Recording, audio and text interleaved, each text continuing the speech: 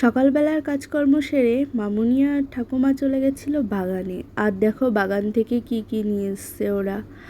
উলের ডাঁটা, লাল শাক আর কি কি এনেছে দেখতে হবে, আমি এখনও দেখিনি। আর লাল শাকগুলো কচি ছিল, যে কারণে পাতাগুলো দেখো কত সুন্দর লাল লাল। এখন বৃষ্টি হচ্ছে, যে কারণে পাতাগুলোকে ধুয়ে নেওয়া হয়েছে। তো এখন সকালবেলা, সকাল বাজে 8:30। তো আমি এখনও ফ্রেশ হইনি, ফ্রেশ হব। ফ্রেশ হওয়ার পর কিছু কাজ আছে। ও হ্যাঁ, তোমাদেরকে বলা হয়নি, তোমরা যে ব্লগগুলো আমার দেখে থাকো সেগুলো আমি বাপের বাড়িতে করি। আজকে আমি 1 বছর ধরে এখানেই রয়েছি। তো এখন বাবুকে নিয়ে বাড়ি যাওয়ার পালা। তো আমরা রওনা দেব শনিবারে। তো এর জন্য অনেক খুঁটিনাটি জিনিস আছে যেগুলো গুছিয়ে প্যাকিং করার। তো সেই সব কাজগুলো এখন আমি আস্তে আস্তে করে নিচ্ছি, কারণ একবারে গোছাতে গেলে কাজগুলো হয়তো ঠিকভাবে হবে না, গোছানো হবে না, কিছু না কিছু জিনিস রেখে যাব। তো সেগুলো এখন আমি গোছাবো। তার আগে একটু ভালো করে ফ্রেশ হয়ে নেব, কারণ প্রচণ্ড গরম পড়েছে।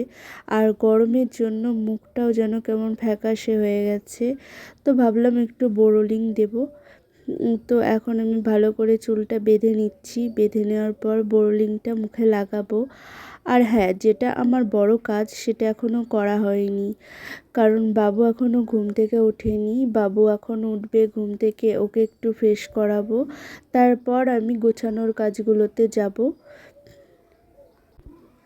হ্যাঁ, আমার ব্লগগুলো কেমন লাগছে এটা কিন্তু জানিও অবশ্যই কমেন্টের মাধ্যমে, নয়তো আমি বুঝবো কী করে আমার ব্লগগুলো কেমন লাগছে তোমাদের।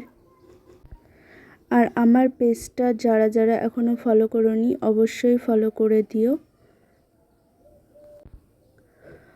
হয়ে গেছে ফ্রেশ। তো চলো এখন বাবু কি করছে দেখে নিই।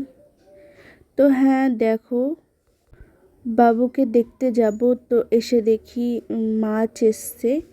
তো আমাদের এখানে এইভাবে বাড়িতে এসে এসে মাছ বিক্রি করে। আর এখানে দেখো এগুলো নাকি বাটা মাছ। আর এখানে কাকি মাছ নিয়ে নিয়েছে দেখো কাকার কাছ থেকে। তো কাকাকে জিজ্ঞেস করলাম যে বাটা মাছগুলো ওঠাও। আর এই মাছগুলো বড় বড় ছিল। আর এখানে সকালের খাবার দাবার রেডি হয়ে গেছে, এখন খাওয়া দাওয়া করে নেব। খাওয়া দাওয়া আর এরপর দেখো বাসনপত্র বিক্রি করার জন্য লোক চলে এসেছে। আর আমার মা ওনার কাছ থেকেই জিনিস রেখে থাকে। তো এই হাঁড়িটা নেবে, তাই মাকে দিলাম হাঁড়িটা নিয়ে আমি। তো মা আরও কিছু নেবে, ওগুলোই দেখছে আস্তে আস্তে। আর এখানে দেখো মামনি মাছ কাটতে বসেছে। মাছটা ও কিভাবে কাটবে বুঝতেই পারছিল না। তো মাছটা অনেক বড় ছিল আর পিচ্ছিল ছিল, যে কারণে ও কাটতে পারছিল না, কাটতে অসুবিধা হচ্ছিল। তো যাই হোক, মাছটা ও চেষ্টা করে কেটে নেবে। আমি আর হাত দেবো না, কারণ ও একবার মাছটা নিয়ে বসেছে কাটতে, তাই আমি আর হাত দেবো না মাছটাতে, ওই কেটে নেবে। আর হ্যাঁ, আমি ভালোই পারি কম বেশি মাছ কাটতে, কিন্তু ওকেও তো শিখতে হবে। যখন আমি থাকবো না তখন তো ওকেই কাটতে হবে মাছটা। এর জন্য অন্যান্য যে কাজগুলো রয়েছে ওইগুলো আমি এখন করব। আর তাছাড়াও বাবুর অনেক কাজ আছে, সেগুলো আমাকে করতে হবে। আর টাইম হয়ে যাচ্ছে বাবু স্নান করানো, তা সেই জল রোদে দিতে হবে। তো এর জন্য আমি এখান থেকে চলে যাব বাবুর জল রোদে দেওয়ার জন্য। আর আকাশটাও অনেক মেঘলা করে রয়েছে, তো বৃষ্টি হতে পারে দেখেই মনে হচ্ছে।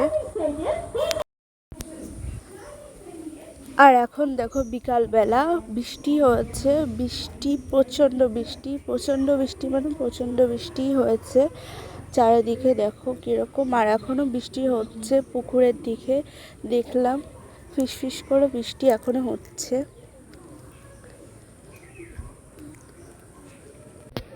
আর বৃষ্টির দিনে একটু ঠান্ডা ঠান্ডা থাকে, তো বাবু এর জন্য ঘুমাচ্ছে। আর ও আজকে বায়নাও করিনি বিকালবেলা ঘোরার জন্য, যেহেতু ঠান্ডার দিন সেই জন্য ও সুন্দর ঘুমাচ্ছে। আর এখন সন্ধে হয়ে গেছে, আর রাত্রিবেলা খাওয়ার সময় মাকে বলেছিলাম যে আজকে খিচুড়ি বানাতে, তো মা খিচুড়ি বানায়নি, ভাত আর আলু পোস্ত করেছিল।